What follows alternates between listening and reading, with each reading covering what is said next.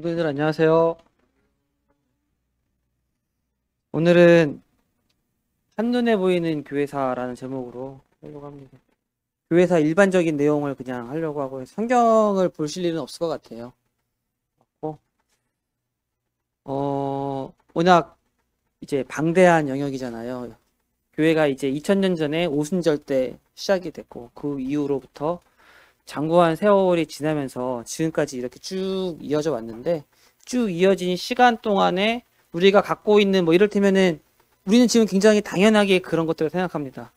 예수님이 하나님이신가요? 예수님은 사람이신가요? 네. 예수님은 사람이시기도 하고 하나님이시기도 합니다.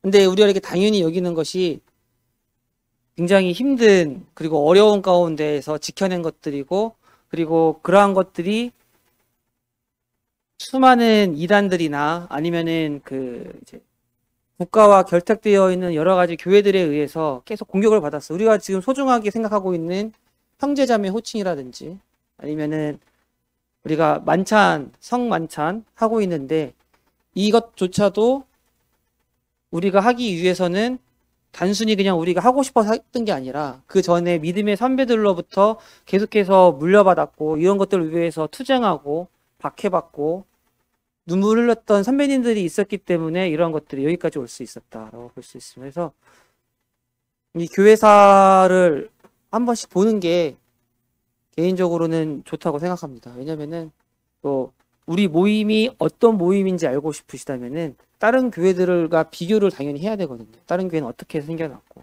그리고 그러면은 그러한 교회들이 또 어떻게 생겨났다가 없어진 교회들도 있고 이런 걸 보면서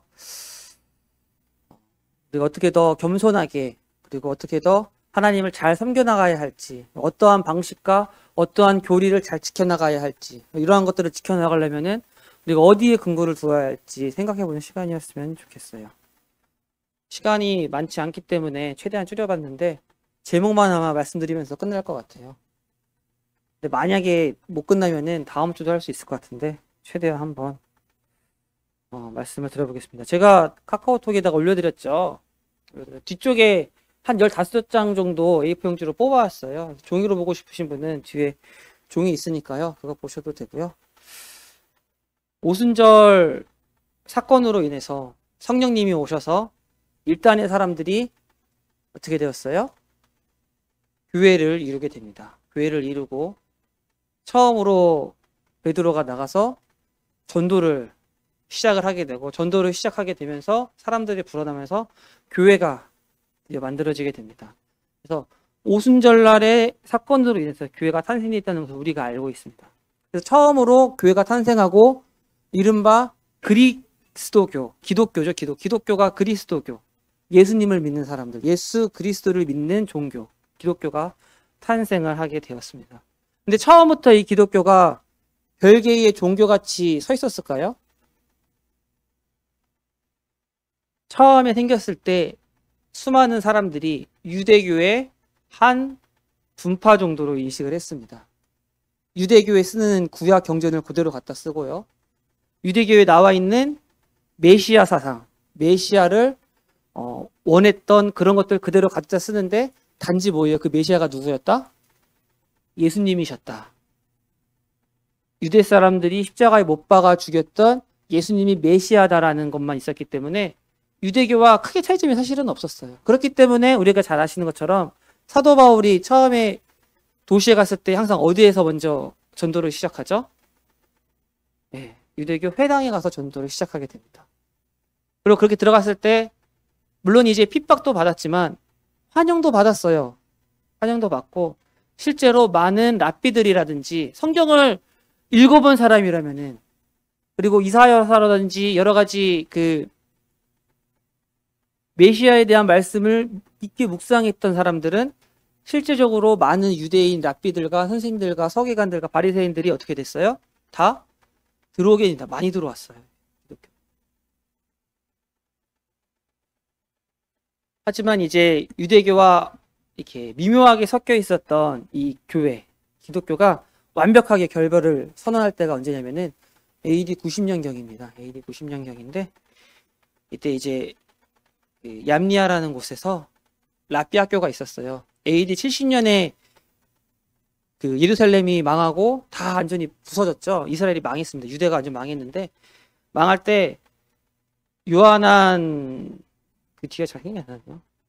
요하난이라는 랍비가 있었는데 그때 이제 티투스 장군한테 얘기를 했대요. 자기네들 그 랍비 학교를 놔두고 싶대서 얌리아라는 곳에다가 랍비 학교를 세웠는데 그것은 이제 로마에서 어떻게 불태우거나 하지 않았고 여기서 이제 바리새인들 우리가 보면은 사두개인들이 있었죠.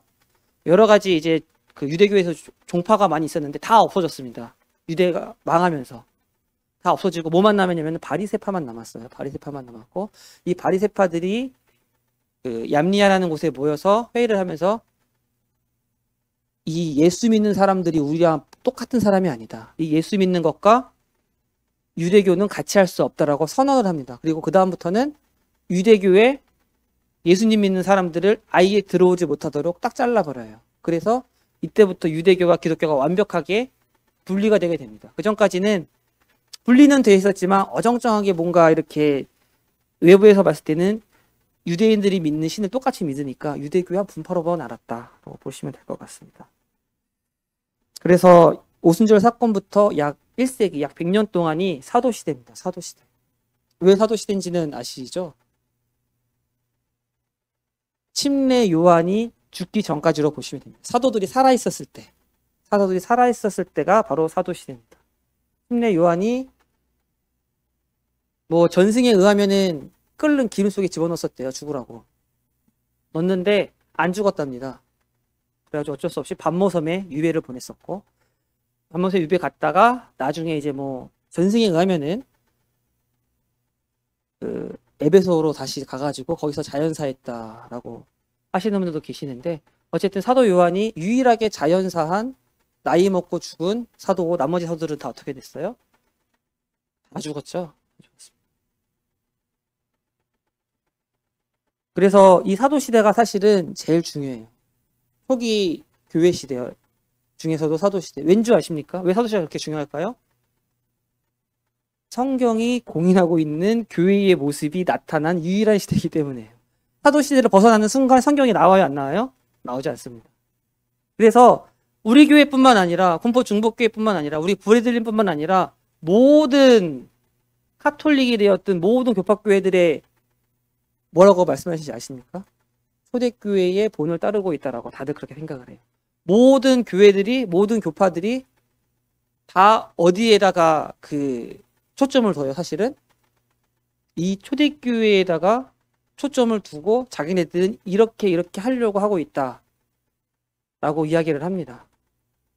그래서 이 사도시대가 정말 중요하다. 근데 이제 사도들이 다 죽었죠. 속사도시대. 우리 영화 보면은 속편 나오죠. 속편 나옵니다. 똑같아요. 속사도시대에서 사도들의 제자들이 교부시대라고 하죠. 사도들의 제자들이 교회를 치리했던 시대. 그래서 뭐 이제 이리니우스, 터툴리안, 폴리카, 뭐 오리겐, 뭐 수많은 교부들 그리고 이 속사도들이 있었습니다. 이 사람들이 이제 전 세계의 로마의 강역이죠. 로마의 제국의 강역에 펼쳐져서 거기서 교회들을 치리하고 감독했던 시대입니다. 근데 이때 말씀드렸죠. 기독론에 대해서 언쟁이 많이 있었어요. 논쟁이 많이 있었어요. 예수님이 누구인가? 그래서 우리가 잘 아는 대표적인 이단이 두 개 있었습니다. 하나는 영지주의죠. 영지주의는 뭐라고 했는지 기억나시는지 모르겠는데 뭐 여러 가지가 있지만 그 중에 하나가 뭐냐면은 예수님은 사람이 아니다. 완벽한 영적인 존재다. 십자가에 달려 죽은 것조차도 영적인 존재였다. 왜냐면은 영이야말로 완벽하고 육은 더럽기 때문에 예수님이 어떻게 육을 입고 있을 수 있느냐 이렇게 공격을 했고요. 그리고 밑에 보시면은 이제 니케아 공예가 있습니다. 니케아 공예. 아리우스라는 사람이 있었는데 아리우스파는 뭐라 그랬냐면은 이번엔 뭐라 그래요? 예수님이 하나님이 아니다. 여기서는 또 예수님은 가장 뛰어난 피조물 중에 하나이다라고 예수님이 하나님 되시는 부인했어요. 그러니까 이런저런 공격들을 많이 받게 됩니다. 이때. 어쨌든 이런 시대들이 있었는데 중요한 건 이 초대교회 시대 때 어땠어요? 이 기독교가 교회가 로마 제국에 의해서 박해를 받게 되죠. 박해를 받게 됩니다. 박해를 막 받는데도 불구하고 기독교는 사그라들지 않았고 더 확장이 되고 더 커졌지 줄지는 않았다는 것을 우리가 잘 알고 있습니다. 그때 AD 313년에 놀라운 일이 벌어졌죠. 로마 콘스탄티누스 황제의 밀라노 칙령이 해서 신앙의 자유를 줘요. 신앙의 자유. 교회에 다녀도 된다. 기독교 믿어도 된다. 예수님 믿어도 된다. 이러면서 그 로마의 황제였던 콘스탄티누스 황제조차도 내가 예수님 믿는 사람이다 라고 하고 다닙니다.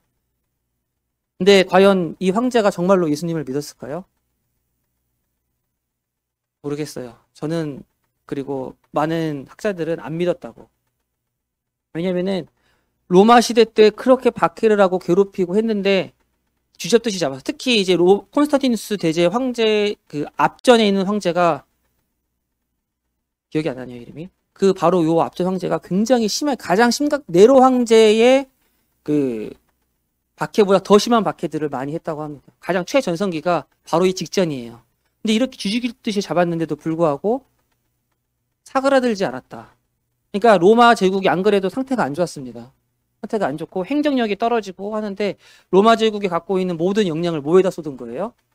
지금 바깥에서 쳐들어오는 이방 그 외적을 막기에도 급급한데 그런 에너지를 내부에 있는 기독교 잡는 데 썼거든요. 그럴 수는 없다 해서 행정력을 보존하고 그리고 기독교를 공인화해가지고 기독교에 속해 있었던 많은 신민들한테 세금도 걷고 윈윈이죠. 그래서 이제 정치적인 이유로 하지 않았나라는 말들이 있습니다. 어쨌든 이렇게 콘스탄티누스 황제가 마치 이제 교회를 다니는 것처럼 하면서 중세교회 시대가 시작돼요. 중세교회 시대. 그리고 이제 말씀드린 것처럼 그 굉장히 중요한 회의, 니키아 공의회가 325년에 열리게 됩니다. 그래서 아리우스파에서는 예수님은 하나님이 아니다. 하나님이 아니다. 굉장히 훌륭한 피조물은 맞지만 하나님은 아니다라고 이야기했고, 거기에 대항해서 아타나시우스라는 훌륭하신 분이 뭐라고 해요? 그는 하나님이 맞다. 처음에 모였을 때 니케아 공회를 이제 콘스탄티누스 황제가 열었습니다.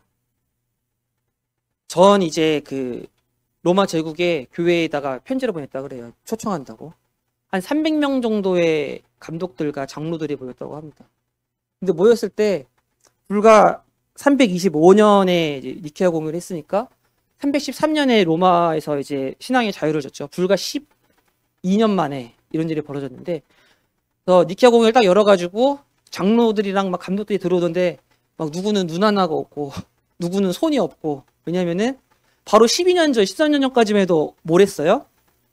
박해를 받던 시대였기 때문에. 딱 니케아 공회를 열었더니 들어오시는 막 그 장로님들이나 뭐 같은 그 교회 치리자들이 막 팔 힘줄 없어서 덜렁덜렁거리면서 들어오시고 그랬다고 합니다. 그렇게 힘들게 들어오셔가지고 이제 공회를 연 거예요. 누구 말이 맞냐? 이 기독교가 이렇게 난린데 어떻게 정리할 거냐? 300명 중에 누가 다수였을 것 같아요?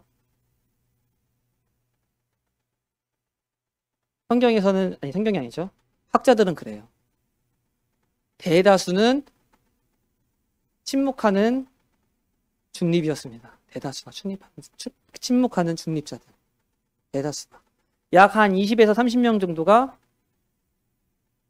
아리우스.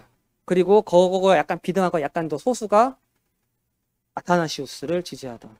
기본적으로 침묵하는 다수가 훨씬 많았다고. 이 침묵하는 다수는 뭐예요? 욕먹기 싫은 거죠. 욕먹기 싫은 거예요. 그리고 책임지기 싫은 겁니다. 사실 지금도 비슷한 것 같아요. 지금도 비슷한 것 같습니다. 비단 교회뿐만 아니라 세상에서도 항상 침묵하는 다수들이 훨씬 많아요. 그리고 소수들, 시끄러운 소수들이 더 많고. 근데 어쨌든 분위기는 어떻게 흘러갔냐면은 아리우스한테 유리하게 흘러갔다고 해요. 약간 더 인원도 많고 또 소리를 높였고, 그리고 학자들마다 약간 다르긴 하지만 콘스탄티누스 황제도 아리우스에 더 기울어져 있었다라고 보는 학자들도 있습니다. 어쨌든 황제가 그러고 있으니, 그래가지고 예수님은 하나님이 아닌 걸로 이제 결론이 내려갈 때 아타나시우스가 유명한 말을 했다고 하죠. 세상이 진리를 반대한다면 나는 세상을 반대하겠습니다. 이러면서 그 상황에서 놀라운 이제 역사가 일어나서 그 여론을 반전시키고 결국에는 뭘 확립해요? 삼위일체의 교리를 확립하게 됩니다. 성부 하나님과 성자 하나님과 성령 하나님이, 그러니까 우리가 지금 아무렇지도 않게 편하게 알고 있는 이 삼위일체를 위해서 수많은, 특히 이제 아타나시우스 같으신 분들도 그렇고 많은 믿음의 선배들이 힘들게 고생을 하셨어요. 안 그랬었으면은 모르겠어요. 어떻게 됐었을지. 하나님이 역사하셨다. 분명히 지고 있었어요. 사실. 참 좋았는데 AD 380년에 기독교가 로마의 국교가 됩니다. 국교. 좋은 거예요? 나쁜 거예요? 국교. 국교가 뭐예요? 이제부터 로마에서 태어나는 사람은 자연스럽게 누가 되는 거예요? 기독교도가 되는 거예요. 응애 하고 태어나면 기독교도가 되는 겁니다. 교회의 구성원은 구원받은 성도인데 우리가 알기로는 맞습니까? 하지만 이때부터 기독교가 국가 정부와 완벽하게 결탁이 되면서 어떻게 되었어요? 교회의 사제들이, 교회의 성직자들이 무엇을 겸해요? 사실은 공무원을 겸하는 시대예요. 국교라는 게 사실은. 지금도 영국 국교회 아시죠? 영국 국교회. 영국 국교회에 가시면은 영국 국교회 사제들이 영국 의회 상원 의원으로 들어가 있습니다. 이게 국교예요. 테살로니가 칙령으로 국교가 됐는데 좋은 게 아닙니다. 교회가 정치랑 같이 함께하기 시작하고 정치 권력과 함께하는 순간 좋게 됐던 적이 없어요. 그 옆에 보시면 성경에 충실한 교회들이라고 쭉 적혀 있습니다. 첫 번째랑 두 번째까지 오른쪽에 있는 게 성경에 충실한 교회들인데 성경에 충실한 교회들은 단 한 번도 정부와 같이 했었던 적이 없습니다. 국가와 함께 했던 적이 없어요. 오히려 국가와 함께 했던 교회들한테 성경으로 돌아가라고 개혁을 부르짖었지 함께 하라고 한 적은 한 번도 없습니다. 어쨌든 카톨릭이 교회가 이 국교화 되면서부터 교회는 이제 중심자가 누구예요? 구원받고 그리고 영적인 감수성과 영적인 영향력이 있는 사람이 교회의 리더가 될까요? 아닙니다. 이미 콘스탄티누스 황제가 교회에 들어온 순간 교회 리더가 누가 되는 거예요? 황제가 되는 거예요. 황제가. 황제가 올 때 혼자 들어올까요? 교회에 들어오는데? 아니죠. 문무백관들을 거느리고 오겠죠. 잘 보이고 싶은 사람들도 다 함께 올 겁니다. 교회에 점점 주도권이 누구한테 넘어갈까요? 물론 이게 국가와 정치 권력과 정확히 딱 떨어져 있으면 상관은 없어요. 사실은. 누가 들어오든 상관이 없습니다. 근데 국교화가 돼버리고 정치와 함께하면서 교회의 주도권이 영적인 사람들, 하나님과 함께하는 사람들이 아니라 힘 있는 사람들, 인기가 좋고 민주적인 절차로 무언가를 할 수 있는 사람들이 더 무엇이 생겨요? 영향력이 생기게 됩니다. 그렇게 되면서 교회가 어떻게 돼요? 말씀에 더 가까워지는 게 아니라 말씀으로부터 더 멀어지는 단추가 콘스탄티누스 황제부터 시작이 됐고 정점을 찍은 게 AD 590년에 1대 교황 그레고리우스 1세가 들어서면서 정점을 찍습니다. 교회에서는 이제 누가 왕이에요? 예수님이 왕이 아니고 교황이 왕이 되는 시대가 AD 590년. 그래서 AD 590년부터 뭐라 그러냐면은 영적인 암흑기. 언제까지? 루터가 종교개혁을 하기 전까지.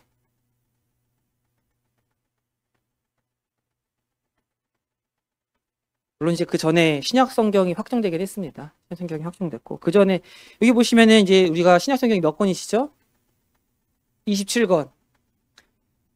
신약 성경을 확정할 때도 누가 주도적이었냐면 아타나시우스가 주도적이었습니다. 아타나시우스가 주도적이었고 그것을 그리고 그 전부터 이제 사도와 특히 속사도 시대 때 사람들한테 공인됐던 신약 성경을 가지고 와서 편지들이죠. 편지들 그 당시에 편지들을 모아놓고 이게 정확한 정경이다라고 아타나시우스와 그리고 나중에 그 카르타고 공회에서 확정을 짓게 됩니다.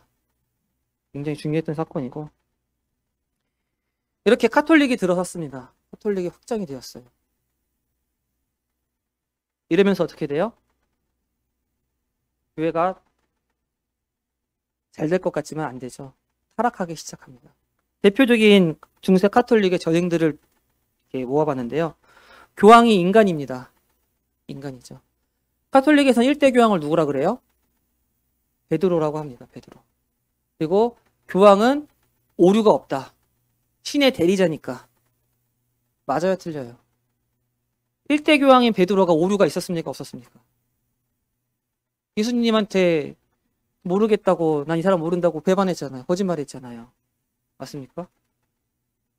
1대 교황부터 사실은 오류가 있습니다. 근데 카톨릭 시대 때는 무엇을 만들었어요? 교리로 교황이 성경보다 더 오류가 없다. 무오하다. 교황 무오서를 만들었어요. 그래서 교황한테 얘기하면 돼요, 안 돼요? 안 됩니다. 왜 안 될까요? 교회 지도자인데도 더에다가 뭐가 있어요? 권력이 있고 군인도 갖고 있어요. 건드릴 수가 없는 거죠. 교황 무오설입니다. 그리고 성경 해석을 어떻게 했냐면 우화주의적으로 했어요. 우화주의적. 이게 속사도 시대 때 오리겐이라는 교부가 한 명 있었습니다. 오리겐. 이분이 천재였대요. 천재였고 온갖 그 문학들과 그리스 고대 문학들에 정통하신 분이었다고 합니다. 그래서 성경을 볼 때에 다양한 방법으로 성경을 해석하고 놀랍게만 해석을 많이 했다고 해요. 근데 이분이 하셨던 해석 방법 중에 하나가 우화주의적 해석입니다. 성경을 볼 때 그냥 보는 게 아니라 여기 숨겨져 있는 깊은 뜻을 알 수 있도록 노력해야 된다. 성경을 볼 때에 단순하게 우리가 문자를 보고서는 여기서 먼저 그 나라와 그의 의를 구하라고 했으니까 그렇게 먼저 하나님의 나라를 구해야 되겠다 이렇게 생각하는 게 아니라 그의 나라란 무엇일까? 예루살렘은 아니고 그 로마 교황청인가? 이렇게 뜻을 계속 만드는 거예요. 안에서. 마치 이솝우화를 보면 이솝우화를 그대로 믿는 사람은 없죠. 그 안에 있는 뜻이 있으니까. 그런 식으로 성경을 해석할 때 문자보다는 무엇을 먼저 우선시하는 거예요? 그 속에는 숨겨져 있는 뜻을 찾자. 근데 이게 너무 그쪽으로만 가버렸어요. 너무 그쪽으로만 가버렸어요. 그리고 또 라틴어는 로마 때 쓰던 말이죠. 중세시대에 썼어요? 안 썼어요? 라틴어는 쓰지 않았습니다. 라틴어는 죽은 언어였어요. 어떤 나라도 로마가 있었던 이탈리아에서도 이탈리아어로 썼지 라틴어는 쓴 적이 없습니다. 중세시대에는. 라틴어는 어디에서만 썼어요? 교회에서만 썼습니다. 교회에서. 그리고 누구만 썼어요? 교회에서 훈련받은 사제들만 썼습니다. 근데 이 성경을 번역을 금지했어요. 마치 옛날에 누구처럼?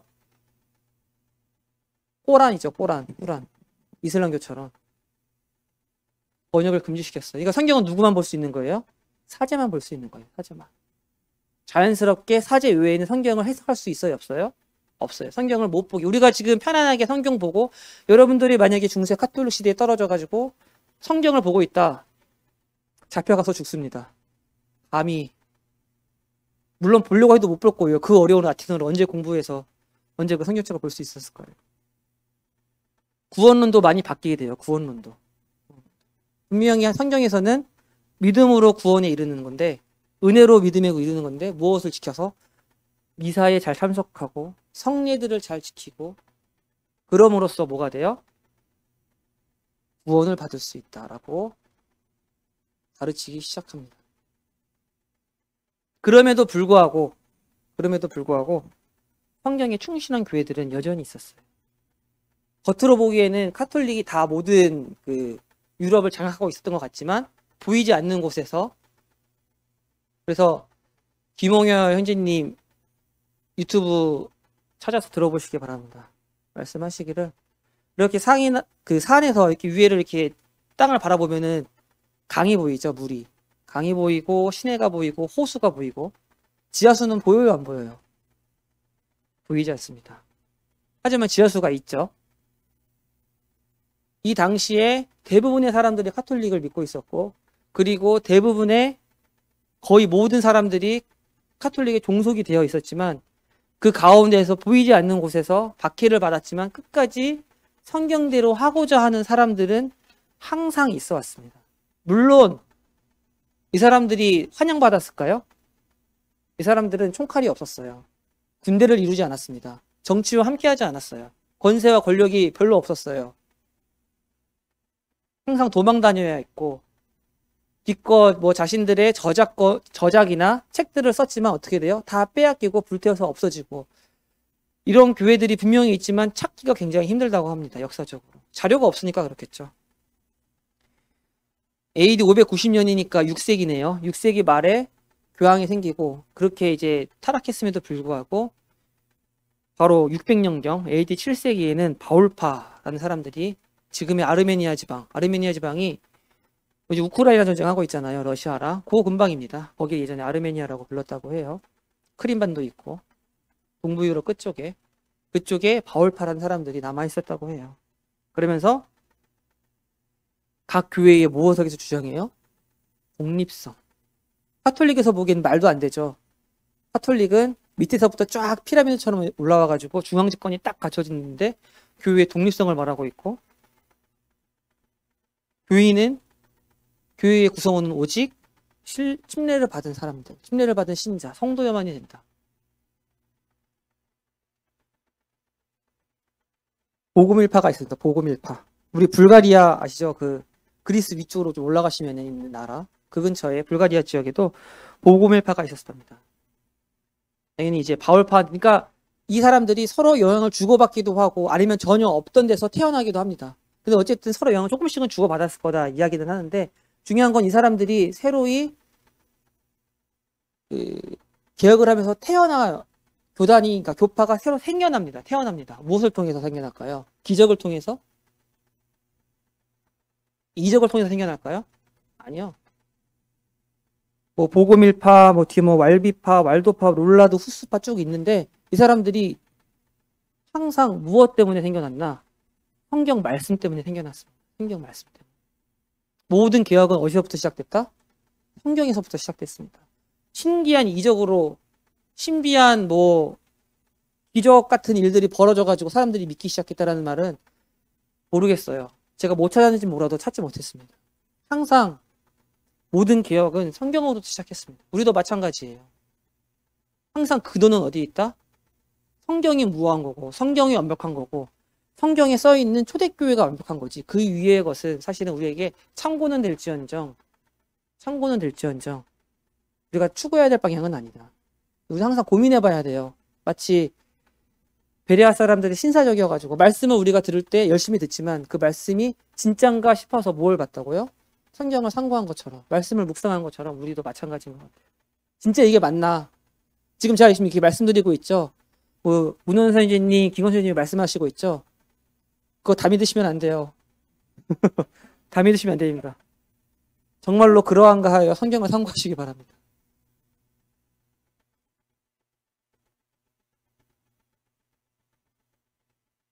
그리고 12세기 중엽에는 프랑스에서도 부르베이스라는 훌륭하신 분들이 있었고, 앙리라는 분들도 계셨습니다.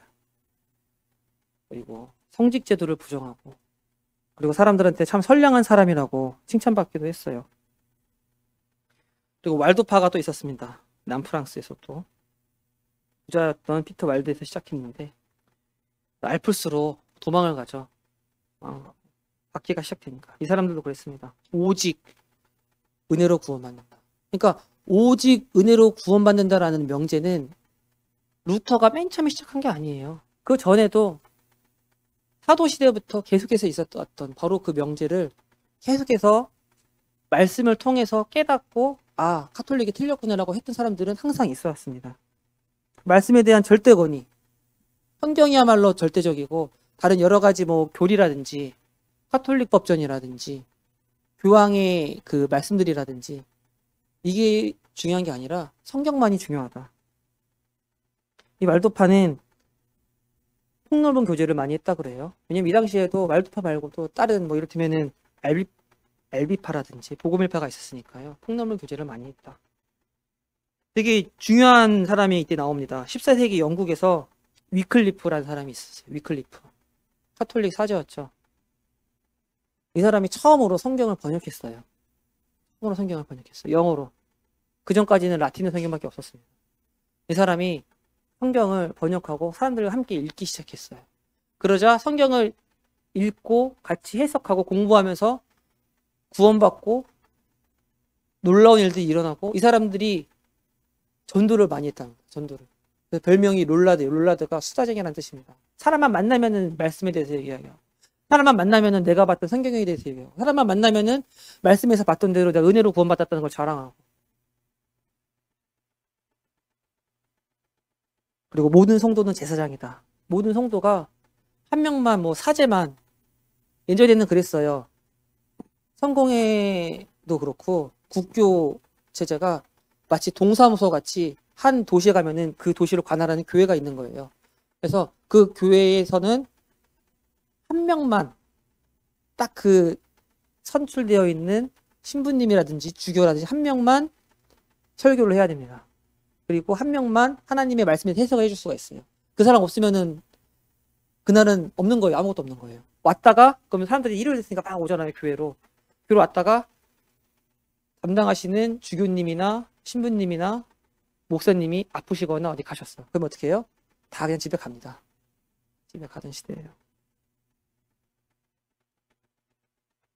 그때 위클리프가 모든 성도는 제사장이고 모든 성도는 성경을 볼 권리가 있고 성경을 봐야만 하고 성경을 공부해야만 하고 여러분들이 지금 성경 공부하고 있는 게 얼마나 놀라운 일인지 얼마나 대단한 일인지를 우리가 알았으면 좋겠어요. 얼마나 소중한 일인지. 이 사람들이 막 이제 많아지기 시작하니까 그리고 이제 티가 나기 시작하니까 어떻게 됐어요? 카톨릭에서 박해가 들어왔고 위클리프 성경도 다 막 불태워버리고 위클리프는 일찍 죽었답니다. 죽었는데 죽어있던 위클리프 시체를 꺼내가지고 부관참시를 하죠. 부관참시. 시체를 꺼내가지고 부관참시를 하고 철저하게 탄압을 하게 됩니다. 그리고 후스파. 동유럽 쪽에 있었던 체코에 있었던 그 제롬이라는 사람이 영국에 이렇게 유학을 왔다가 위클리프의 영향을 받게 돼요. 위클리프의 영향을 받게 되고 아 성경이 이런 거구나. 성경은 이런 사람이라서 자기 나라로 돌아왔고 그쪽 동유럽 지방에 또 후스라는 사람한테 영향을 주고 이 후스가 보헤미아 여왕의 사제였대요. 사제였고 이 후스가 다시 한번 구원은 은혜고 믿음으로 오직 성경대로 교회를 치리해야 된다. 뭐 보헤미아 형제단도 생기고 그 가운데 뭐 분파했다가 연합도 했다가 이런 일들이 많이 벌어졌어요. 그리고 1517년이 되자 드디어 우리가 잘 아는 무엇이 일어나요? 종교개혁이 일어나게 돼요. 그러면 그 전에는 왜 종교개혁이 성공 못했을까요? 왜 위클리프는 종교개혁을 성공하지 못했을까요? 왜 후스는 종교개혁을 성공하지 못하고 그렇게 핍박을 받아야 했을까요? 바울파도 있었는데. 카톨릭이 생긴 다음에 지금으로 생각하면은 우리가 국교회가 잘 생각이 안 되는데 동사무소라고 생각하시면 돼요. 동사무소. 당시에는 관청이 있었어요? 없었어요? 중세시대 때? 아주 옛날에? 없었어요. 없었어요. 관청의 역할을 했던 게 어디예요? 교회였습니다. 교회. 유일하게 그 마을에서 글씨를 읽을 수 있는 사람? 그 교회에 한 명 있는 신부님. 그분이 다 글을 몰라요. 아니 아파서 병원에 가야 되는데 글을 읽고 읽으면서 뭔가 좀 도움을 줄 수 있는 사람? 교회밖에 없었어요. 그리고 뭔가 이제 세금 관련해서 도움을 줄 수 있는 사람도 누구밖에 없었어요. 교회밖에 없었어요. 옛날에는. 아무것도 없었으니까요. 근데 이렇게 막강한 권력이 있으니까 그걸 가지고 하나님을 잘 섬기는 게 아니라 뭘 해요?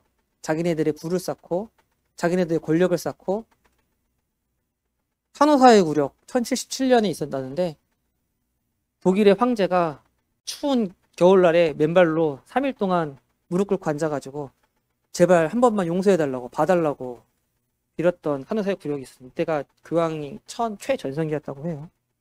그 다음에 십자군도 있었고요. 십자군 전쟁. 거의 200년 가까이. 성공했어요? 못했어요? 성공 못했죠. 교황의 권위가 상승할까요? 하락할까요? 하락하죠. 그래가지고 아비뇽 유수. 그래가지고 뭐 이번에는 반대로 이제 교황이 한 방 먹는 일들이 생기고 그 혹시 100년 전쟁이라는 말 들어보셨나요? 100년 전쟁? 100년 전쟁 들어보셨어요? 영국이랑 프랑스가 100년 동안 싸웠어요.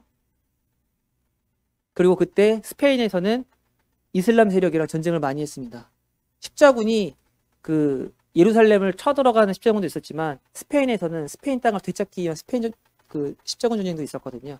어쨌든 전쟁들이 막 일어나면서 영국이랑 프랑스랑 스페인 같은 경우에는 사람들이 민족이라는 것을 인지하기 시작해요. 민족성이 생겨요. 민족성. 그 전에는 나라가 아니었어요. 뭐 이렇다면은 문현 선생님이 계시니까 한국 사람이지만 뭐가 더 우선이었어요? 문씨 가문이 우선인 시대. 가문이 더 우선인 시대. 가문이 더 우선인 시대. 내 땅을 다스리고 있는 영주님이 더 우선인 시대. 프랑스가 중요한 게 아니고 영국이 중요한 게 아니고 스페인 중요한 게 아니라 내 땅을 다스리고 있는 영주님이 중요한 시대였고 내 가문이 중요한 시대였어요. 다 그런 시대였다가 전쟁이 계속 일어나고 치고받고 싸우면서 우리는 영국 사람, 우리는 프랑스 사람, 우리는 스페인 사람 이런 이제 중앙집권이 갖춰진다는 말인데요. 중앙집권. 우리나라는 우리나라다. 우리는 프랑스다. 그러니까 누구의 힘이 세져요?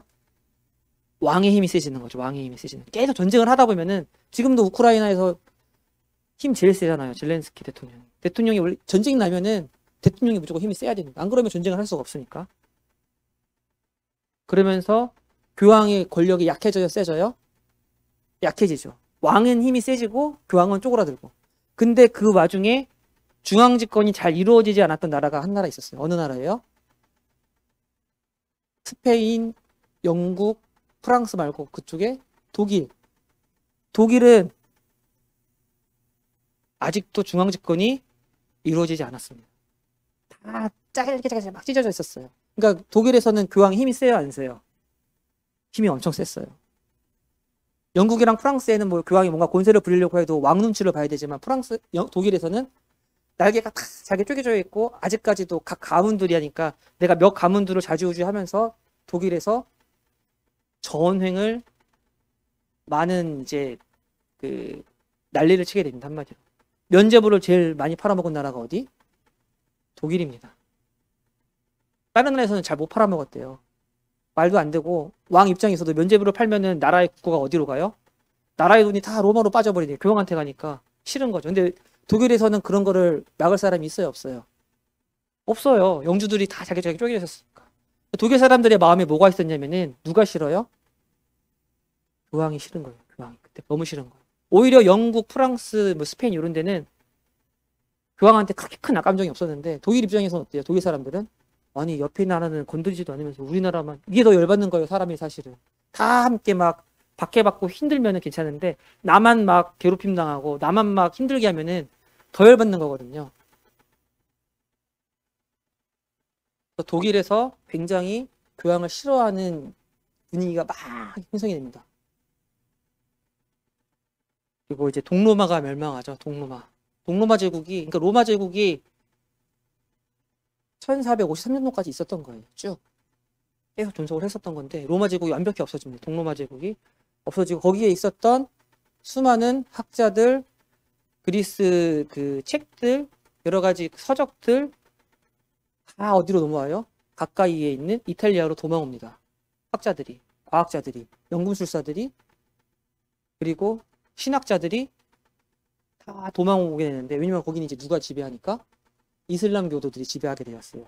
동로마 제국은 완전히 콘스탄티노플에 합류하게 되면서 다 왔는데 지금까지 우리가 봤었던 로마의 지배하에서 봤었던 문물이 아니죠. 새로운 것들이 막 들어오는 거예요.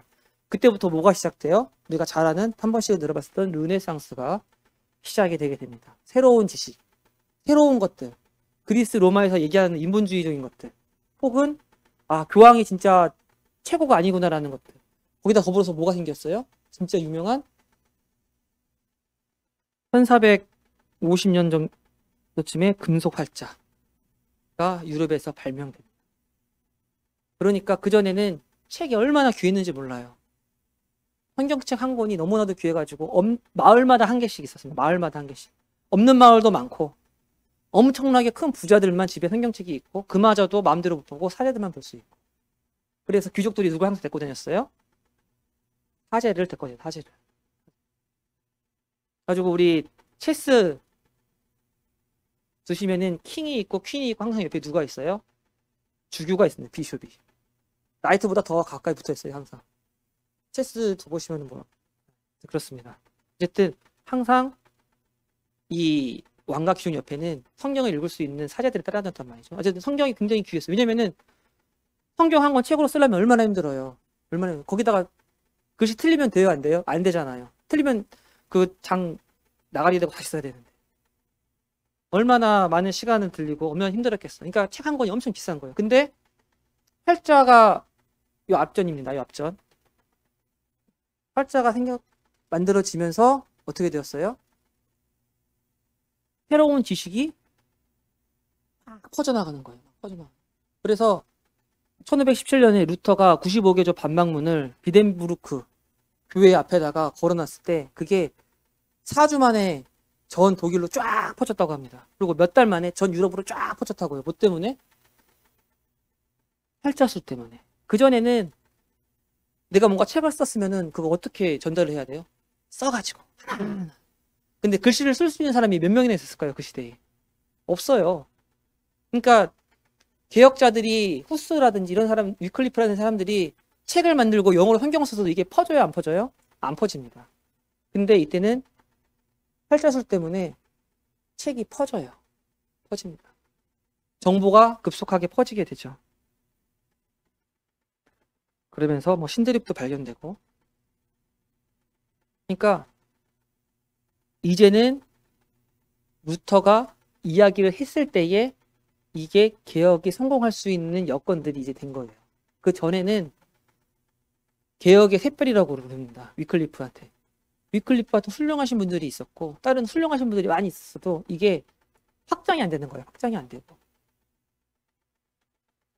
그리고 말씀드렸죠. 독일 사람이잖아요. 루터가. 독일 사람입니다. 독일은 교황을 싫어한다고 해서 좋아한다고 그랬어요? 싫어해서 별로 안 좋아했어요. 그렇게 되자 영주들이 루터를 지지하기 시작해요. 루터를 지지하기 시작하고. 그래서 뒤에 보시면은 이제 95개조 반박문은 면죄부에 대한 얘기입니다. 사실은 면죄부의 얘기고 면벌부라고 하죠. 벌을 면하게 해주는. 독일에 어떤 기사가 있었답니다. 기사가. 말을 타고 다니는 조그만 자기 영지를 다스리는 기사가 있었는데 사제가 와가지고 면죄부를 팔러 왔대요. 면죄부 팔러 오니까 물어봤대요. 이거 사면은 정말로 천국 갈 수 있습니까? 물어보니까 사제가 이거 사면은 당연히 천국하고 여기 돈통에다가 돈이 땅 떨어진 소리가 나면은 땅 떨어진 소리와 함께 여러분은 생명책에 기록되는 겁니다. 얘기를 했대요. 그랬더니 기사가 알겠다고. 얼마예요? 그랬더니 뭐 엄청난 액수를 불렀대요. 그 사제가. 그래가지고 엄청난 액수를 사고 자기와 자기 가족들과 다 샀대요. 면죄부를. 사서 면죄부를 딱 갖고 있고 그럼 이거가 있으면은 천국 가는 거죠? 지옥 안 가는 거죠? 사제가 걱정하지 마시라. 교황님께서 도장 찍으신 거라고. 그러고 이제 그 사람이 알겠다고 하고 사제는 이제 돈통을 싣고 길을 다시 떠나죠. 돈 팔러 가야 되니까 면죄부를. 그래서 팔러 가다가 딱 그 팔았던 기사의 영지를 딱 지나가자마자 갑자기 그 기사가 말을 타고 막 왔대요. 칼을 딱 빼들고서는 내놔, 돈 내놔. 갖고 있는 거 다 내놔. 그랬답니다. 그랬더니 당신 지금 뭐 하는 거냐고. 감히 지금 하나님의 사자한테 돈 내놓으라고 하냐고. 난 이제 지옥 안 간다고. 천국 간다고. 나 면죄부 있다고. 당신네들 교황이 도장 찍어줘 면죄부 있으니까 나는 천국 가고 죄가 없다. 그건 됐고 돈 내놔라. 그래서 그 이제 사자가 다 털렸대요. 다 털리고 그 이제 기사니까 더 큰 이제 기사가 소속되어 있는 영주한테 대영주한테 갔답니다. 이거 어떻게 된 거냐? 제발 좀 말도 안 되고 감히 교황님 거를 이렇게 가져갈 수가 있냐고. 대영주가 아니 그거 가져가도 죄가 안 된다면서요. 그 사람한테는 면죄부 있는데 그 사람 어떻게 내가 교황이 죄가 없다고 한 사람을 제가 어떻게 혼내고 재판을 하겠습니까? 이래버렸답니다. 그러니까 그 당시에 독일에서 교황에 대한 게 상당히 안 좋았는데 교황이 틀렸다라고 하는 사람이 나타나자 막 들고 일어나는 거예요. 영주들이. 그러면서 이제 개신교가 시작이 됩니다. 개신교. 그래서 루터가 독일의 조그만 영주들과 함께 많은 영주들과 함께 연합해가지고 너는 교황 니네들이랑 같이 안 한다. 우리는 따로 할 거다. 카톨릭 안 할란다. 떨어져 나와요. 떨어져 나올 때 어떻게 해서 떨어져 나와요? 전쟁하면서 떨어져 나와요. 전쟁하면서. 그리고 쯔빙글리는 스위스에서 취리 쪽에 있었다는데 이 사람도 전쟁을 했어요. 사제지만 전쟁을 했답니다. 실제로 전쟁하고 전쟁에서 전사해서 죽었어요. 그리고 칼뱅 프랑스 사람인데 프랑스에서는 그렇게 교황을 미워하진 않았거든요. 할만하니까. 박해받고 스위스로 도망갔다가 거기 제네바에서 도시 국가를 기독교 도시 국가처럼 만들어 놓고 근데 이렇게 하면서 개신교의 한계점이 나오게 돼요. 개신교의 한계점. 국가교회. 루터교. 2016년인가요? 그때까지는 핀란드랑 북유럽 쪽에서 루터교가 국교였어요. 국교. 마치 로마 카톨릭이 국교였던 것처럼 루터교 한번 검색해서 찾아보시기 바랍니다. 교리는 구원론이 확실해요. 이신칭이 믿음으로서만 구원받는다. 그런데 카톨릭 사회랑 똑같은 옷을 입고 똑같이 미사를 드려요. 똑같이 미사를 드리고 실제로 국교였어요. 국교. 그 나라의 국교였고 딱 응애응애 태어나면은 로마 카톨릭 교인 되는 것처럼 응애응애 태어나면은 뭐가 돼요? 루터 교인이 됩니다. 칼뱅이 생각했던 것도 그런 거예요. 응애응애 태어나면은 스위스 제네바의 국민이지만 도시민이지만 누가 되는 거예요? 교회 다니는 성도가 되는 거예요. 근데 응애응애 태어났는데 성도 되려면 어떻게 해야 돼요? 침례 줘야 됩니다. 성도는 침례. 맞습니까? 그래서 응애응애 태어난 아기한테 침례를 줘요. 약식으로 줍니다. 약식 침례. 원래 침례를 물속에 확 넣었다 빼야 되죠. 이제 그리스 종교회나 동방에서는 지금도 이제 유아 세례할 때 유아 침례를 주는 데도 있어요. 아기를 물속에 팍 넣었다 빼는. 약식으로 세례를 줍니다. 이게 유아 세례입니다. 말이 돼요, 안 돼요? 마치 이스라엘 사람들이 응애응애 태어났을 때에 할례를 줘야 되잖아요. 태어나자마자. 할례를 줘야 했던 것처럼 태어나자마자 뭘 주는 거예요? 유아 세례를 줬어요. 너는 우리 교회 사람이다. 우리 성도다. 그래서 국가교회가 없어지잖아요. 끝까지 있어요. 한계입니다. 개신교의 한계인데 이때도 이것을 거부했었던 사람들이 있었습니다. 누구요? 재침례파가 있었어요. 왜 재침례파일까요? 어렸을 때 카톨릭에서 혹은 개신교에서 침례를 받았지만 이거는 가짜다. 가짜 침례다. 내가 정말 예수님을 마음으로 믿고 영접하고 회심하고 구원받았을 때야 침례를 주는 게 진짜 침례다. 성경을 봐라. 성경에 구원받고 하나님을 인정한 사람은 침례받지 않았느냐. 그래서 침례를 다시 줘요. 그래서 재침례파라고 합니다. 아나베프티스트. 다시. 아나가 다시란 뜻이래요. 아나바프티스트. 이 사람을 개신교에서 좋아했을까요? 싫어했을까요? 로마 가톨릭은 싫어했을까요? 좋아했을까요? 싫어했어요. 엄청나게 박해를 많이 받습니다. 괴롭힘을 많이 받고. 이 사람들이 그럼에도 불구하고 루터라든지 칼뱅 같은 이런 사람들한테 뭐라 그래요? 너희들 성경대로 하지 않고 있다. 왜 교회는 독립적이고 그래야 되는데 왜 똑같이 로마에서 했던 것처럼 국가와 같이 결탁돼가지고 국교를 만들고 유아 세례를 주고 똑같이 사제들이 있고 왜 그러느냐. 보시면은 형제자매 호칭을 썼다고 합니다. 형제자매 호칭을 썼다. 물론 이제 침례교의 영향하고 제가 이제 물음표를 했는데 이거는 이제 그 학자들마다 틀려요. 영향을 줬다 하는 학자도 있고 영향이 전혀 없었다 하는 학자도 있는데 전 개인적으로 영향을 줬다고 생각을 합니다만 그러니까 이 당시에 개신교의 한계가 있었고 여기에서도 나는 성경적으로 하겠다라는 사람들은 꾸준히 있었습니다. 정말로 성경대로 해야 된다. 말씀대로 해야 된다. 메노나이트가 그랬고요. 만인 제사장 제도를 계속해서 이야기를 했었고요. 이런 사람들이 주주가 되지 못했어요. 항상.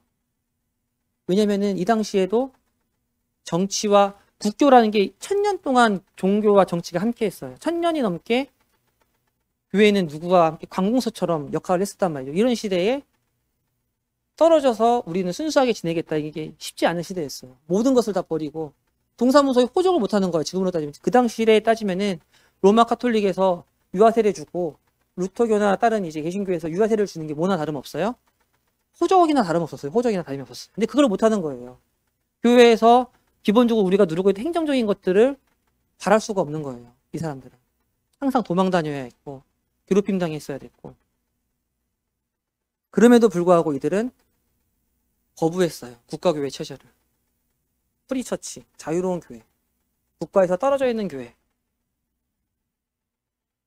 이 재침례교도들이 재침례에서 계속해서 누구를 공격했냐? 개신교를 공격하니까 개신교에서 거기에 대해서 뭘 해요? 반박을 해야 되잖아요. 반박을 해야 되고 아니다. 우리는 국가교회가 맞다라고 하면서 변호를 해야 돼요. 이래서 만든 게 뭐예요? 약간 이제 학자들마다 차이는 있지만 언약주의 신학이 정립이 이때 됩니다. 이때. 왜 되냐면은 제7연합파로부터 무엇을 막기 위해서? 공격을 막아야 되니까. 교리를 만든 거예요. 언약신학. 언약신학의 뭐 뿌리가 물론 이제 굉장히 오래되긴 했습니다만 정립이 제대로 된 건 이때였다라고 학자들이 보통 이야기하는 학자들이 많습니다. 제7연합파로부터 자신을 표현되니까. 아니 봐라. 이스라엘도 태어나면서부터 하나님을 믿는 백성이었지 않느냐. 그러니까 우리도 태어날 때부터 교회단에 있는 성도로서 우리가 영접하는 게 당연하다. 뭐예요? 교회와 이스라엘을 똑같이 보는 거죠. 똑같이. 언약주의의 특징이 여러 가지가 있습니다. 뭐 언약주의가 그렇다고 아주 틀렸다는 건 아니에요. 근데 몇 가지 이제 우리 모임과 다른 점들이 있는데 이스라엘과 옛날에 구약이나 이스라엘과 지금 있는 우리의 교회를 똑같이 봅니다. 이스라엘이 그 교회입니다. 그래서 자세히 보시면은 우리 극동방송 많이 들으시죠? 교박배 분들이 이제 많이 장로교 분들 많이 나오시는데 잘 들어보시면은 구약을 갖고 많이 설교를 하실까요? 신약을 갖고 설교를 많이 하실까요? 잘 생각해 보세요. 극동방송 많이 들어보셨던 분들은 기억하실 겁니다. 구약을 많이 설교를 하십니다. 구약을 많이 설교해요. 왜냐면은 구약에 있는 이스라엘이 뭐예요? 교회라고 생각하기 때문에 그렇습니다. 우리 모임은 어때요? 뭐가 더 우선으로 봐요? 우리 모임의 설교들을 자세히 들어보시죠. 대부분이 다 신약이에요. 이게 그 차이가 있는 거예요, 사실은. 이런 것도 차이가 있습니다.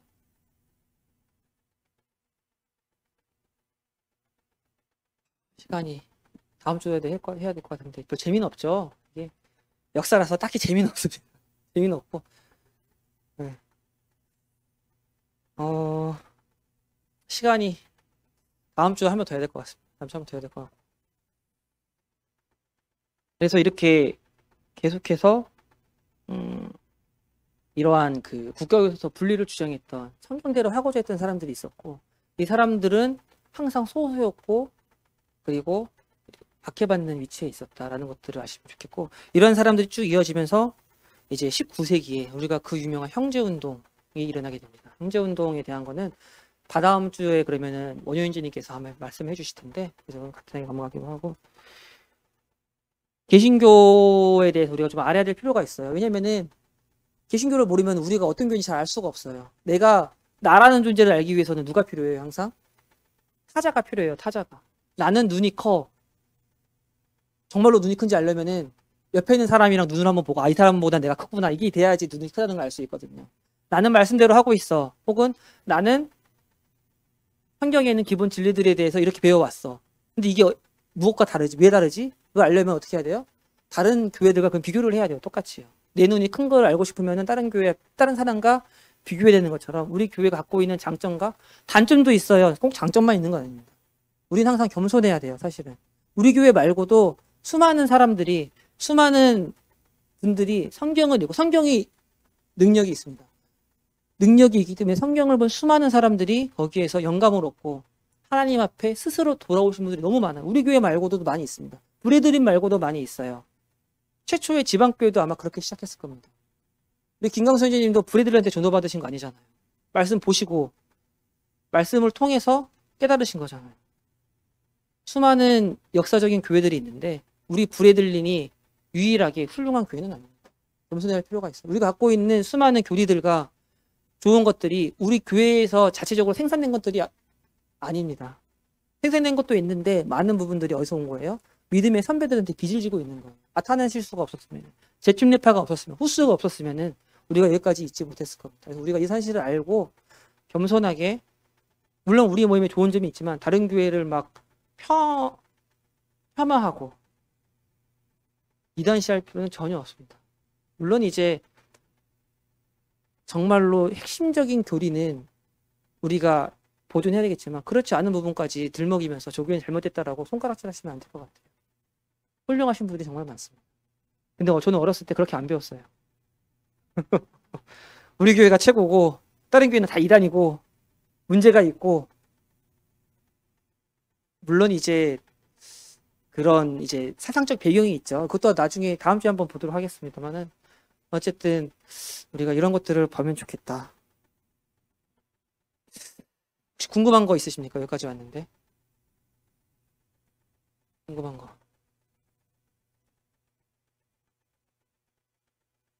그 유튜브에 보시면은 GNTV하고 교회사 하면은 김홍효 형제님이 쓰신 교회사 4강짜리가 있어요. 그리고 방기만 형제님이 장로 수양이었나요? 거기서 하셨던 6강짜리 교회사가 있습니다. 조회수가 몇일까요? 120? 그래요. 100? 이렇습니다. 150? 시간 나실 때 그런 걸 GNTV를 좀 보시면 좋을 것 같아요. GNTV 많이 보시고. 좋은 컨텐츠는 있는데 우리가 잘 활용을 못하는 것 같아요. GNTV에 보시면은 오래된 컨텐츠 옛날 거 있거든요. 쫙 보시면은 진짜 훌륭한 컨텐츠들이 많이 있어요. 지금은 돌아가신 뭐 박준현지님이라든지 누구죠? 서대문교회의 홍천현재님의 그 성경 개요라든지 쫙 있는데 보통 조회수가 100, 200 넘어가는 게 별로 없습니다. 한번 보시면 좋겠고요. 책은 제가 그 하나 봤는데 교회 다니면서 교회사도 몰라? 라는 책이 하나 있더라고요. 네, 목사님이 쓰신 책인데 그것도 봤는데 되게 편하게 읽히긴 했습니다. 근데 엄청 막 깊기는 아니고 진짜 편하게 읽을 수 있는 책이니까요.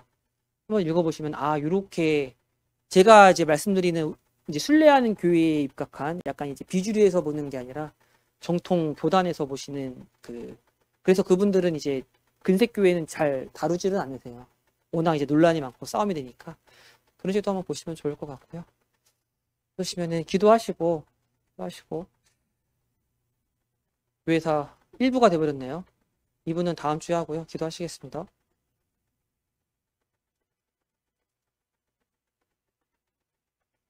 우리의 역사 가운데에 함께 하시고 이 사람들의 마음과 또한 영혼을 계속해서 움직이시는 하나님 아버지, 성경이 있던 시대에도 역사하셨고 또한 성경이 다 씌어진 이 교회 시대에도 하나님께서 항상 역사하셨음을 저희가 기억하게 됩니다. 저희가 갖고 있는 이 소중한 이 교리들 혹은 저희가 혹은 소중하게 생각하지 못했던 이런 많은 것들이 얼마나 그 선배님들의 또한 앞서신 분들의 큰 박해와 또한 눈물 가운데서 지켜졌고 이루어졌음을 생각하게 됩니다. 저희가 갖고 있는 이 좋은 것들을 또한 이 브래들린과 혹은 이 군포 중북교회 갖고 있는 좋은 교리와 좋은 것들을 잘 지킬 수 있도록 주님께서 지켜주시고 무엇보다 말씀으로 인하여 개혁하고 말씀으로 인하여 새롭게 되었던 그런 분들을 계속해서 저희가 따르고 말씀을 최우선 가치로 두고 그 가운데 거할 수 있기를 기도합니다. 저희와 함께 하신 하나님께 감사드리오며 이 모든 것 예수 그리스도의 이름으로 기도했습니다. 아멘.